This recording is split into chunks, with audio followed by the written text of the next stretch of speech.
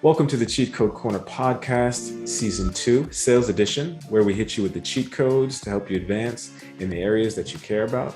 In this season, we will be interviewing master sellers and negotiators and key account directors. These are all people that have brought on tens of millions of dollars across their careers. These people know how to pitch. They're very persuasive. They're very charming. They're authentic.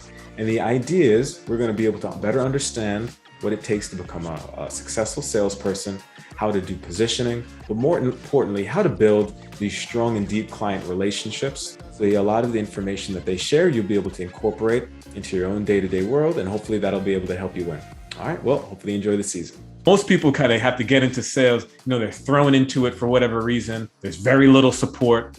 They end up being a SDR, a sales development rep who just does cold calling and setting up meetings. To your point, a lot of people end up like that, but there's no path forward that they know about. There's no other support. It's just, you have to do that, and then that's it. I always ask them, what do you want out of this? You don't want to be an SDR forever. One of the earlier things I did was just start to add more senior reps to my calls and just have them either kind of join in as an active participant or just listen in. Not necessarily just taking notes on the call, but taking notes on me. Always make sure you get these 3 things away from this type of call.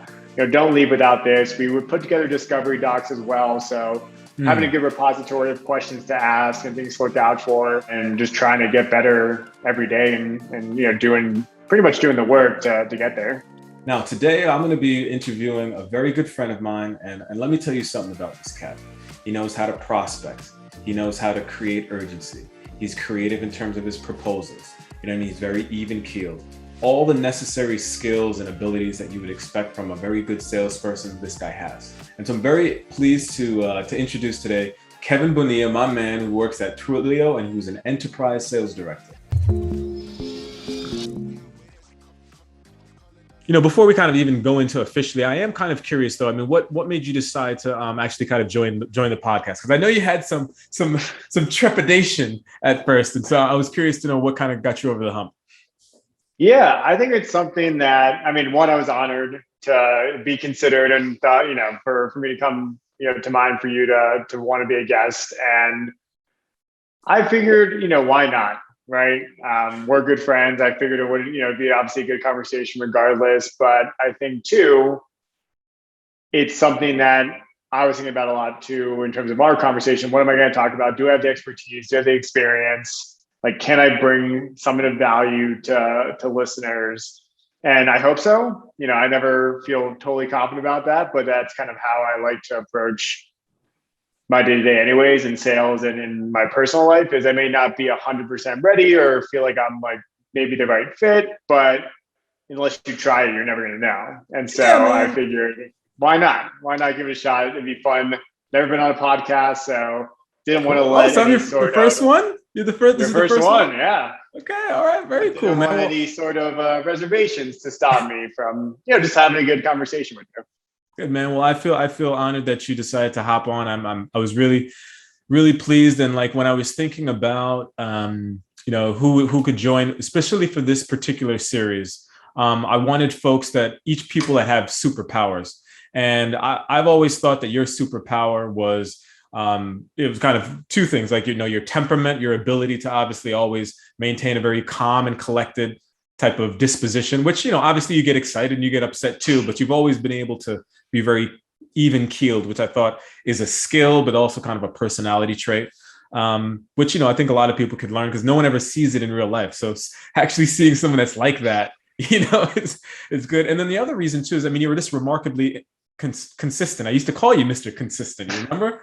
And that's in and of itself is unique. So those were 2 of the bigger reasons. Obviously we have a good relationship. So I just figured, that was actually the reasons behind why I wanted you on the podcast, to be fair. Yeah. Well, again, appreciate it. I'm honored to be a guest here. So first things first, I would like to know is this kind of numero uno, kind of like your background in terms of like where you grew up, and then also like your ethnic background, because my understanding is you kind of are mixed a little bit. Yeah. So born and raised in South Florida, Fort Lauderdale, Florida area. I like to call it the good part of Florida because, it's Florida gets a bad rap, but it's a great place to grow up. And so lived in the same house my whole life. And My background, my dad is Honduran and Irish Catholic. And then my mom is Jewish, Eastern European background. So yeah, kind of a nice mix of the Irish Catholic, Hispanic side on my dad's side, and then the Jewish, more, traditional Eastern European on my mom's side. So Very um, cool. yeah, pretty nice mix growing up. We were raised Jewish, it's mom's religion, so bar and bar mitzvah, but still had the Christmas and Easter with my dad's side of the family, and kind of a nice Yeah. blend of everything, really.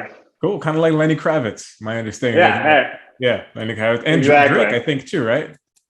Drake, yeah, Drake as well. Yeah. All right, cool. Now, this is another one of my favorite questions too, is how did you get into sales? It's a good question. Not something I ever thought I would get into. But my dad has always been in sales his whole life. My brother works in sales as well. And I fell kind of in the trap of the negative connotation of sales. Yeah. People who are pushy, people who are trying to sell you something you don't need. I don't like being sold to. I don't know if that's just because I've been in sales now, but I know, what people are trying to do. And so it wasn't something I even considered as a career. Mm. And I'm very different than my dad. My dad and I are very similar in our work ethic and things like that, but personality wise, like extremely different. And so I always saw him as like, in a good way, he thrives in sales because he has that, I guess more traditional personality of, loud, boisterous, not afraid of confrontation. And, but as long as he's doing things that, he believes are right and knows are best for customer and for the company as well, but like very different approaches to how we solve challenges and deal with people. And so my first job out of college, I knew I wanted to work in an agency. I studied marketing, and not necessarily the whole Mad Men thing, but knew that seemed like the agency environment, the good environment for me. Right. There's a creative aspect of it, there was a business aspect of it, and I just did not have a great experience. Just to be frank. And as my first job out of college, I was still trying to figure things out. I had moved from New York to San Francisco, so I kind of took a big gamble there.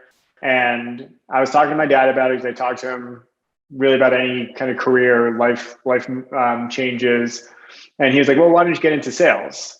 And I was like, I don't know if it's for me. He's like, "Come on, you could talk to anyone. You're smart." Yep. I'm like, all right, let me check it out. Like, I'm in the Bay Area, there's a ton of tech companies, and I had actually recommended AdRoll to my agency, just doing my own research and saying we needed a retargeting platform outside of Google. And so they came up, seemed like a good fit. And so I saw they were hiring for a sales development rep and thought it'd be a good entry into sales. It seemed like it was, again, it is pretty much an entry-level sales position. I liked the fact that I was still working in advertising in some capacity. Yep. You're taking advantage of being in a tech company, selling to marketers, selling to people that I was just in their shoes and like to talk to. Mm-hmm. And then what really stood out to me, and I don't know if we've ever talked about this, but what stood out to me during the interview process was Jay Rye, who was this, I think, head of mid-market at that point, was like, well, you could be an account strategist or account manager. You could go into marketing. Like, same question, like, why do you want to go into sales? And, I answer kind of standard, like, oh, I'm looking for a new challenge. Think I could be good at it, blah, blah, blah. Right. And he's like, well, sure, like, let's give it a shot. But also, if you don't like it, or if you do like it, you have some options. If you do like it, you can go into, the AE role and go that route. Or if you don't like it, but you like the company, like, we want to find a fit for you. So you can go into being an account strategist or an account manager, or you can go back into marketing if that's something you want to do. And so having that kind of support out of the gates, even before I was hired, at least having that openness to, hey, let me try this and see if it's a good fit. And if not, I don't have to go find a new job. The company's invested in me and wants to see me do well, whichever direction I want to take. And, being an SDR is a grind, but I did enjoy it and wanted to get to that AE route. And I think part of that is just around competitive spirit. No one wants to be an SDR forever. So how do you get to that promotion and start to take on more responsibility? And that's kind of where we landed. Okay. That's, I'm not going to say that that's a linear path, but your path was, I'm not going to call it predictable either. I mean, your dad was kind of in sales, but it feels like every dad is in sales. You know what I'm saying? Every dad knows sales. But I do think Yeah. what I find interesting is that you were at the agency, so you had some like level of exposure to the type of product that, so there was a level of familiarity type of thing. And then you happen to also be in Silicon Valley, you know what I mean? Where so many tech companies and every tech company needs a salesperson. So I Yeah. do think it was kind of interesting that you were able to kind of piece things together. But another thing that I think, and this is actually, Kev, this is going to make you a little bit more unique in the sense of your experience compared to other folks. Most people kind of have to get into sales, they're thrown into it for whatever reason. There's very little support. They end up being a SDR, a sales development rep who just does cold calling and setting up meetings. To your point, a lot of people end up like that, but there's no path forward that they know about. There's no other support. It's just, you have to do that. And then that's it. And I think their experiences can be difficult because they don't have any other options. And that's why they end up kind of quitting or going somewhere else. Yeah, I think and I always, I work with SDRs to this day. I think most, if you're working in tech and in sales, most people do. And one, I always ask them, what do you want out of this? Because you don't want to be an SDR forever. It's not a glorious or glamorous job. It's important, I'm still out there doing cold calls and emails and doing my own prospecting. Never stops. Doesn't stop at all. But it is very much, what do you want out of this? And that's something that I always ask my SDRs, and that's something that I always make sure, if it is going down the sales route, if it is maybe going more into customer success or account management, you have that direction, you have folks to talk to. I think we're always in a unique position where, at least for me, again, I was in their shoes as well, so I can empathize a bit more. And then also provide my guidance and my advice if they want to get to that next level. I think it's kind of different because when I started, I mean, there was not really SDR. I think we didn't call it that, but I mean, I got hired as a hunter, but what happened was I would just make cold calls and things and then pass off the deals, but they didn't call it an SDR. And you'd have to do that for 2 years. And then if you were lucky, you'd be able to get a role. I think now, to your point, there's a feeder system. Everyone knows what an SDR or BDR is, a business development rep, or SDR. It's an entry level. And then, you go into the AE. And I read an interesting stat that the average SDR is in the role for 14.2 months. And then they kind of move on to the next one. So I'd love to understand. So you did the SDR, you had some background in terms of agency and the product. What was your experience? What were your expectations going into the AE role, and how did that actually line up against like the realities of it? It was overwhelming. It was at first, where I'm like, I'm trying to get everything in on the first call because that's what I was used to. When it's, it's okay to maybe take a step back, slow down, pace things out, want to obviously vibe off of the person you're selling to, they're talking slow, you should talk slow as well, like mimic and mirror them a bit more. But it was kind of just like thrown into the deep end. And I had the experience from a product standpoint and, cold calling and getting in the door. And then it was obviously a lot more steps than I was used to, going from having that first meeting to, okay, I'm not passing this off. This is mine now. Like, what do I do? How do I close this? It's Q4. So everyone's kind of crazy. Being comfortable asking for budgets and realizing that may be a little bit, more not uncomfortable, but new than what I'm used to, and it's different. And so, it's definitely different.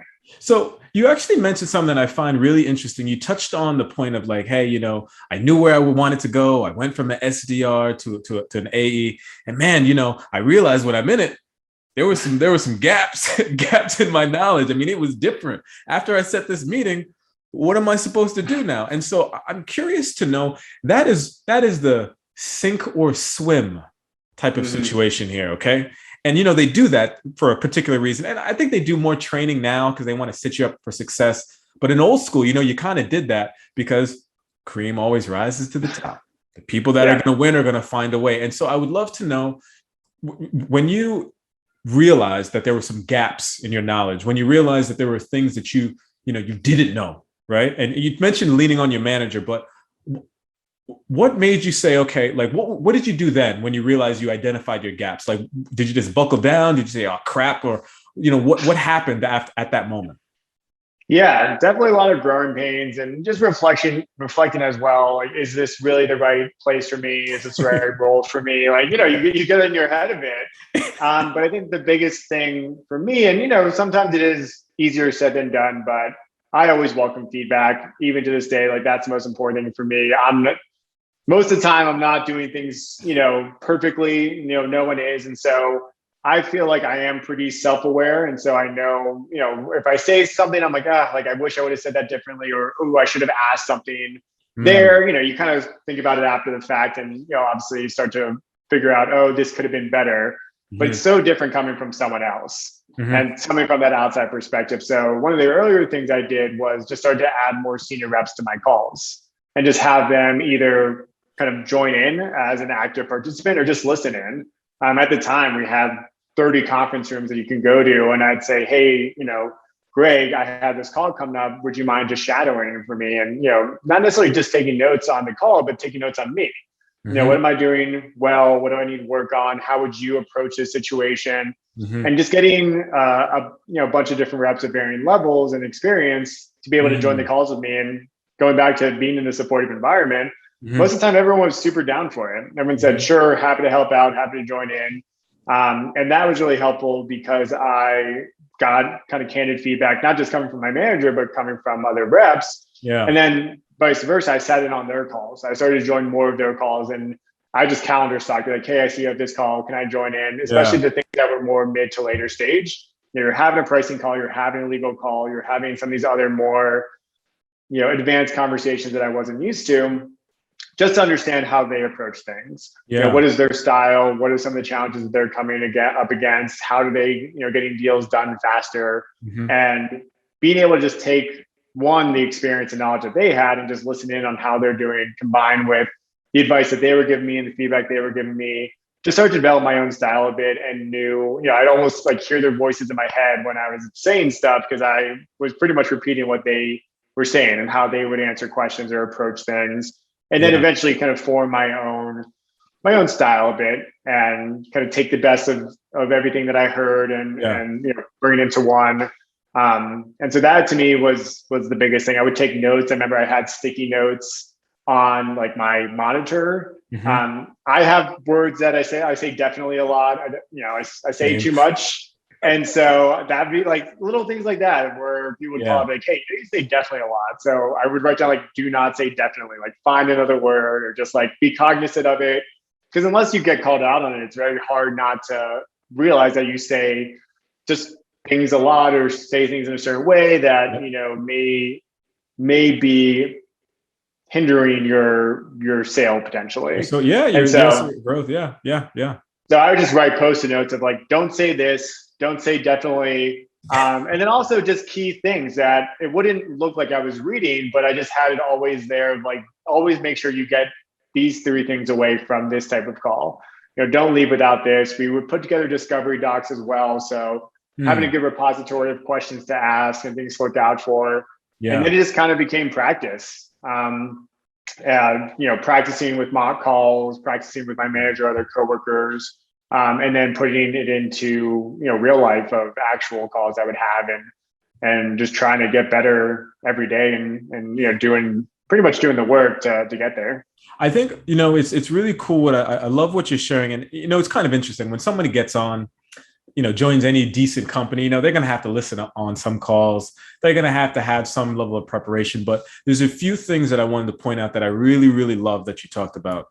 Number one, it's the mindset of the feedback loop, which is like constantly securing feedback on yourself, getting feedback on the pitch, on the information, listening in on calls. To do that a few times until you feel comfortable is one thing. To do that even when you feel like you're good, that's a completely different other thing. And I was speaking with a friend of mine. She's one of the best salespeople that I know. I mean, she kills it. And she, like, whether she wins a deal, doesn't win a deal, regardless, she's always having pod syncs, feedback loop, because she just wants to get better and to identify her holes. And that's what it sounds like you've taken in. And I really love that spirit of feedback and wanting to get better each time. I think that people really don't they forget at how important that type of stuff is. And it's the little things, even the Post-it notes. I really love that, Kev. Like, that's cool stuff, man. What are some of the qualities of a successful salesperson? I mean, somebody like you that has been so consistent over time, and that kind of this hits goal quarter in, quarter out, year over in, year out. I think, I mean, the one, I don't have any sort of like secret sauce or anything like that. To me, I was thinking about this kind of knowing I was coming on here. One is just work ethic. I feel almost guilty if if I'm not doing something, like I give myself breaks. Certainly I like having a good work-life balance, but if I don't have a ton of meetings set up for the day, or if I'm not kind of active working on deals, at that very moment, I think, okay, what else can I be doing? If it's finding new contacts to reach out to at a company I haven't been able to break into, making, a cold call list and just setting up an hour to, just bang out these cold calls, sending new messages on LinkedIn, trying to find new prospects, working with my SDR. It's just that constant need to always be active. Mm-hmm. And activity can be anything. Again, it could be calls, it could be emails, it could be planning events, it could be, maybe attending webinars that your prospect is hosting, and you want to just gather that extra information. So I think for me, it's always just been, I can't not be doing something. Yeah. And, it doesn't always, lead to a ton of meetings all of a sudden, but it does allow me to feel like I have some sort of control over that piece. Yeah. I know I can kind of go to sleep at the end of the day knowing I've done everything I could. There's always more you can do, certainly, but we're all human. So I think that's really important. Just that constant need. I don't rely on SDR for my meetings alone. We work together. We collaborate on who we should reach out to, who I'm going to reach out to, what our messaging should be. But I'm doing as much activity as my SDR, and that's not something that has ever changed, regardless of the role I've been in, the company I've been at. Wow. It's how do I make sure that I, just my activity's up? Because it may take 10 or 20 or 30 touch points to get in front of someone, but that 31st one is going to be better than the competition who stops at 10, Yeah. So it's always, you may not be responding right away, but I'm trying to lay the groundwork. I'm making sure that everything that I am, I think it's important too. It's not just, hey, did you see my last email? It's what value can I bring to you? Mm-hmm. If I've been hitting you up for a ton and I don't see you're responding or maybe opening, and I don't feel like there's anything valuable I can get, I'll take a couple of weeks off and move on to another contact. But as soon as I see something I think that prospect will find valuable, whether it's a case study or a report or a webinar that we're as a company hosting, or things I see in the news on their company, let me reach out with that, and let me use that as a way to try to break in. So it's always thinking about not only how much activity I can do, but also what value am I bringing? If I'm getting an email from someone or a LinkedIn message or a phone call, I want that person, if I'm going to listen and if I'm going to respond, I want them to, I want to see that they've done their research. They know who I am as a person. They know what I'm trying to solve for, as much, of course, as much as you can. Yeah. But to me, it's not only just activity.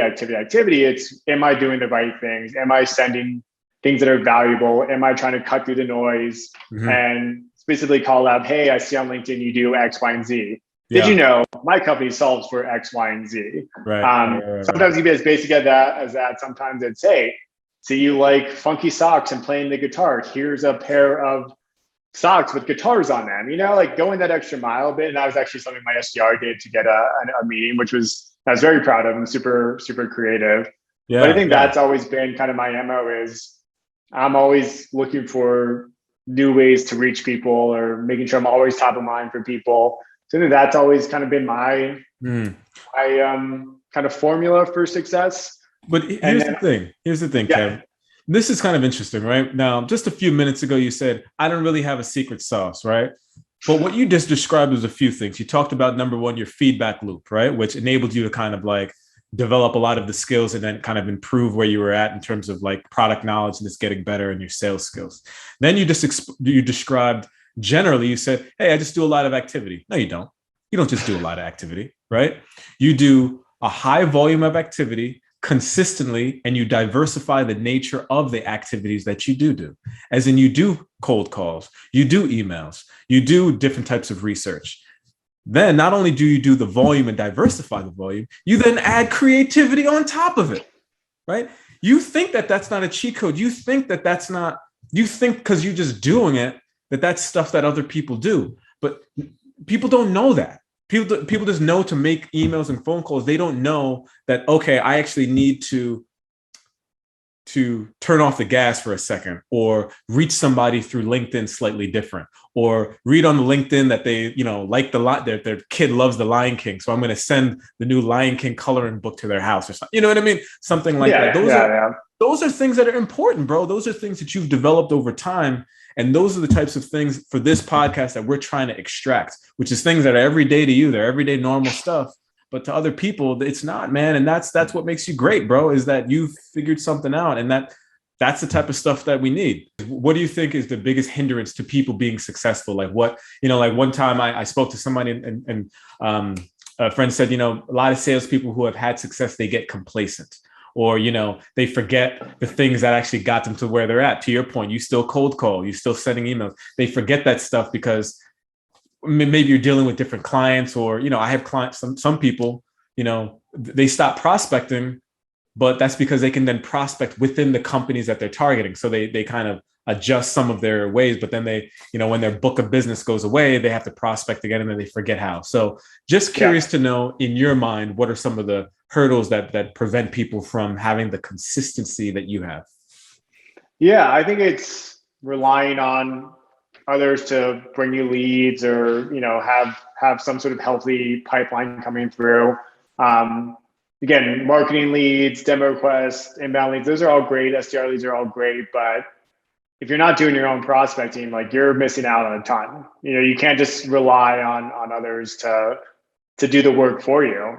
It's always a nice bonus to have SDR meetings come through and marketing leads come through and any sort of inbound, but at the same time, that shouldn't be what you rely on. Mm-hmm. And kind of comes back to what you had just touched on, is just around being complacent, kind of feeling like, I'm a big bad boss here. I don't need to do anything. Like, I know exactly how to sell, which is, probably true for the last 70% of the sales cycle. But that first 30%, we're just getting in the door and getting to the right people. Mm-hmm. If you're not doing that on your own, and you're kind of relying on others, or relying on, existing business that could go away any moment, you're stuck. Well, okay, what happens now? So if you're not adapting, if you're not, feeling like this can be a collaborative process, if you, as you should be challenged by buyers, like I look at that as a positive. Yeah. If you don't have that, positive outlook, or just negativity in general, I don't think you can be as successful, because you're like, well, this is how I want to do things. This is the way I'm going to do it. And everyone else can fall in line. And that's not going to be the case for 99% of. Right. And that's also like, it's interesting. So I'm reading this book called Grit by Angela Duckworth, and it talks about grit. And I heard it's really good. You read it already? I haven't read it. It's on my list. Okay. Yeah. You'll love it. But one of the things, 50 years of cognitive behavioral research has now uncovered basically the one question that determines whether someone's going to be successful or not. And the question is do they have a growth or a static mindset? Static mindset being exactly what you described. Hey, things are the way they are. They're not going to change. I'm going to do what I want to do. And they're just going to completely, they will not evolve or change. Versus a growth mindset, where it's people that believe that things can change over time. They believe personalities can evolve over time. They believe that things are not static, and that they can adjust, and they can adjust to the future.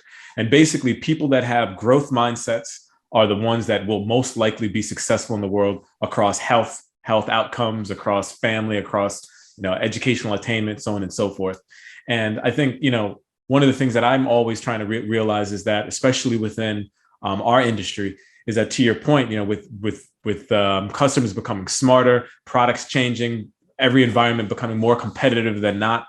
Listen, like, if you're staying static, if you're not learning, if you're not actually trying to help the client, you're not going to win. Not long term. Not long term. You can get some quick wins, but you ain't going to get no big long term wins. No chance. Yeah. I think too, one of the things, I'm I'm generally a positive person. And, you mentioned at the top, I tend to be pretty even keeled. And I've definitely worked with a lot of great people who are successful, but also there's a little bit of negativity in them. Whenever there's some sort of change, for the most part internally, right? Companies change all the time, processes change. Yeah. And having that negativity, it's not only, I think, detrimental for the person, but detrimental for the team as well. It's easy to kind of hop on that negative mindset and be like, oh yeah, no, this is terrible. Like, what is this change going to do? Blah, blah, blah. Yeah. And, I always look at it as I control what I can control. I try to look on the bright side of things. I can be upset and be like, well, this is kind of changing up how things have been, but doesn't mean that it's going to be for the negative. Yep. And I can't control what a board of directors wants or what investors want and what C-level executives want.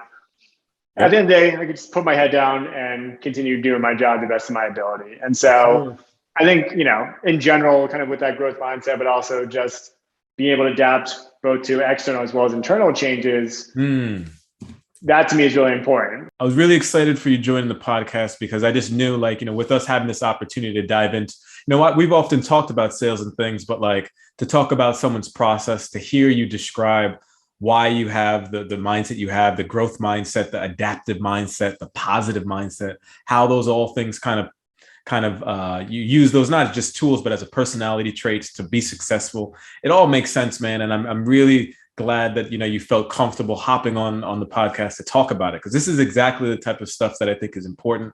And it's actually reminded me of a few things that I need to do. I need to step up my creative prospecting game, Yeah, no, we're good friends, man. This is something that, I want to take the opportunity to talk to you about things too, because that's something that I've learned a ton from you. And I know we've always bounced ideas off each other. So that's been something going back to open, trusted environment, collaborative environment. Yeah. You were always someone I turned to talk through some things. So I appreciate that, man. Well, listen, we're rounding up. We're at the last part of the podcast. So this is the last section. It's one of my favorite sections. It's called Power Questions. Power Questions is a section designed to just kind of get a little bit of insight into kind of who Kev is, what makes you tick. Now, here's the thing. It's rapid fire. Okay. So the idea is don't take too long to think about it. Okay. All right. Ready? Numero uno. How many hours of sleep do you get? Ooh, 8. Got to get my 8 hours in. Okay, there we go. Yeah. What is your diet looking like, Reese? Less red meat, a lot more vegetables, broccoli, spinach, but I do love cookies still. You always got to have a balance, You got to have a balance. I like a little sweet. You love some cookies. All right, cool. Favorite activity to unwind? Ooh, this is going to be boring, but running to me is physically, but also more mentally, honestly, beneficial. I don't run with music or my phone or anything, which some people think is insane.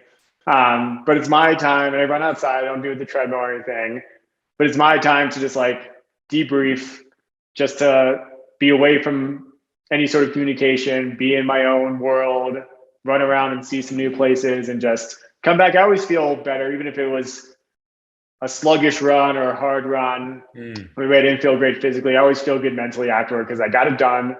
And then it does give me ability to kind of, I don't want to say disassociate a bit, but take that time away from being on, my phone and being on my computer the whole day, to just have that in between, especially since you've been working from home, have that in between of, hey, this is I come back from my run, kind of start my night. Yeah. This question doesn't count, but how many miles do you usually run on average in one setting? About six a day. Yeah. Okay. All right. Nice. Yeah. If you could have a superpower, what would it be? Ooh. I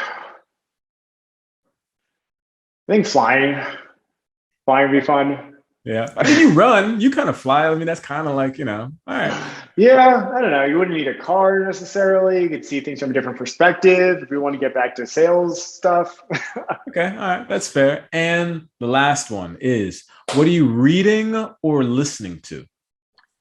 So I just started Misbehaving, The Making of Behavioral Economics by Richard Thaler. And so essentially it's been on my list for a while. I like to alternate fiction and nonfiction.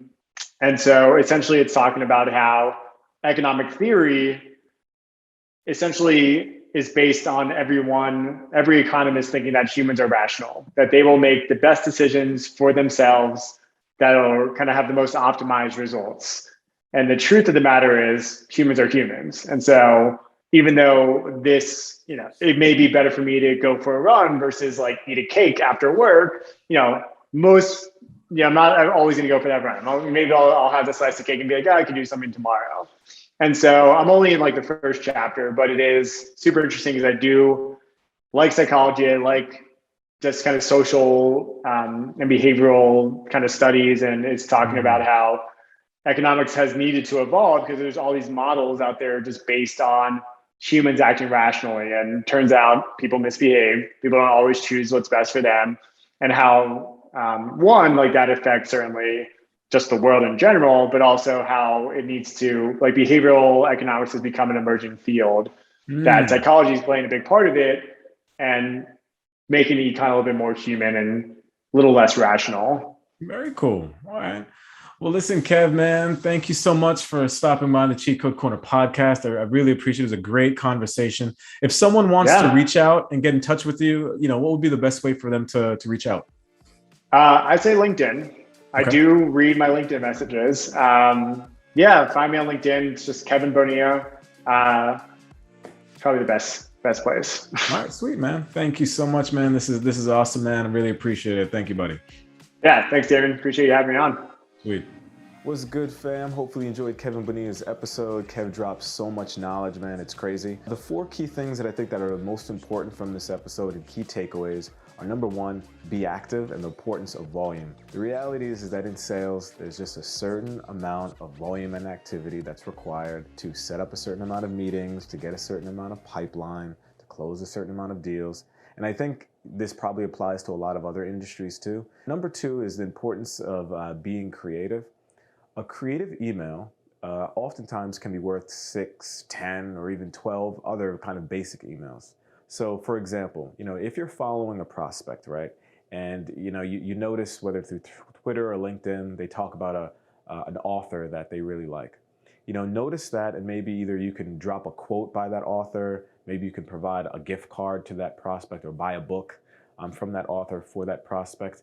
You'll find that doing those little things, which demonstrates research and thoroughness and personalization, will get you a lot more of the outcomes that you're looking for. The third thing that I loved about Kev is, he talks about, the choice of being positive. Now, he's a naturally positive guy, but I also think that, he's resilient. And, we can all choose to be positive, even in light of some of the tough circumstances you might be facing. I've worked at multiple startups, and, there's oftentimes just a lot of things happening. There's different managers, different people in your pod that are working on your accounts. And choosing to be positive rather than negative or neutral in those cases, what you'll find is people just like working with you, and it ends up being a benefit to you overall in the long run. The final thing, which is arguably the most important, is the importance of a feedback loop and creating that. Is the importance of being willing to gain feedback from your managers and your colleagues, whether it's regarding a pitch, maybe it's the deck that you create, maybe it's the way you're positioning a particular type of product, maybe it's even how you're structuring an email. When you are willing to take feedback overall, and when you feel as though, you're still able to learn, all of those things will incrementally help you to be better. And what you'll find is, the activities that you do, you'll start to get a lot more ROT, which is return on time. You'll find that your activities lead to the outcomes that you want. You'll, be a better teammate, you'll be a better colleague, and ultimately, I think you're going to get some of the things that you're looking for. All right, well, that's the recap for today. Hopefully you enjoyed the episode. Till the next time.